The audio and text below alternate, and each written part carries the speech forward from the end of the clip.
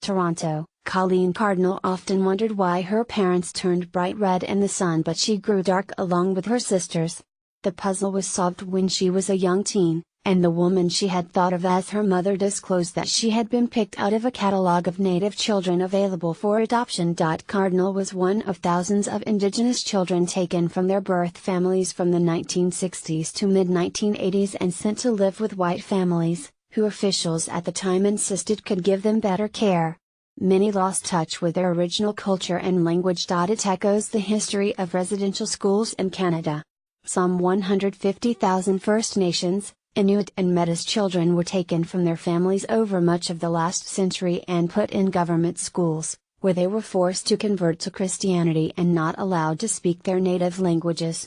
Many were beaten and verbally abused, and up to 6,000 are said to have died. The government has since apologized and offered compensation for the victims of residential schools, and now it's paying compensation for what is known as the 60s scoop, in which children were essentially scooped up from reservations and their native families. But many say the settlement is too little, too late. Cardinal says it won't undo what was for her a traumatic experience. She was taken from her Plains Cree family in Alberta and sent to a home about 1,600 miles 2,600 kilometers away alongside a lake in rural Ontario, where she said her two older sisters were sexually abused. We had to flee that home to escape from physical and sexual violence. My two older sisters were sexually molested, Cardinal said. A few years earlier, Cardinal has been shocked to find out she was Native. As a child, you want to hear that you are loved and people wanted you, Cardinal said. What I heard instead was, well, we picked you out of a catalog of Native children up for adoption. The only catalog Cardinal knew was the Sears catalog, not the lists from government or religious organizations that included pictures of children available for adoption. I was thinking, there was a catalog of Native kids like me? That stayed in my mind forever, that I was picked out of a catalog of Native children, she said. The victims of the 60s scoop began suing the Canadian government in 2010, claiming damages for the loss of their language, culture and identity. Ontario Superior Court Justice Edward Bulababa ruled last February that Canada had breached its duty of care to the children and found the government liable. A tearful Indigenous Relations Minister Carolyn Bennett announced the settlement in early October. This policy was based on race, Bennett said in an interview later with the Associated Press.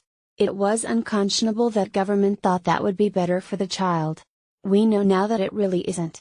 In terms of health, education or economic outcomes, it is a disaster to take kids away from their language, their culture, their community, their extended family. The 60s scoop settlement for an estimated 20,000 people is aimed at resolving numerous related lawsuits. The victims will share $750 million Canadian dollars, $586 million, with individual amounts to be determined later. Many said they expect that to be around 50,000 Canadian dollars each. Cardinal said she might invest the money. 50,000 is not very much money, she said. That's like 1 year income for a middle-class worker. Cardinal, 44, is happy the government has set aside an additional $50 million for a Healing and Reconciliation Foundation. She is the co-founder and coordinator of the National Indigenous Survivors of Child Welfare Network, which brings together survivors to talk and heal. She now lives in Ottawa and is teaching her 4 children about their Native culture. Many remain close to their adoptive families, but some, like Cardinal, say they were scarred by the experience. She believes she was taken from her birth parents to be assimilated, but acknowledged that like many, she came from a family where there was neglect and alcoholism.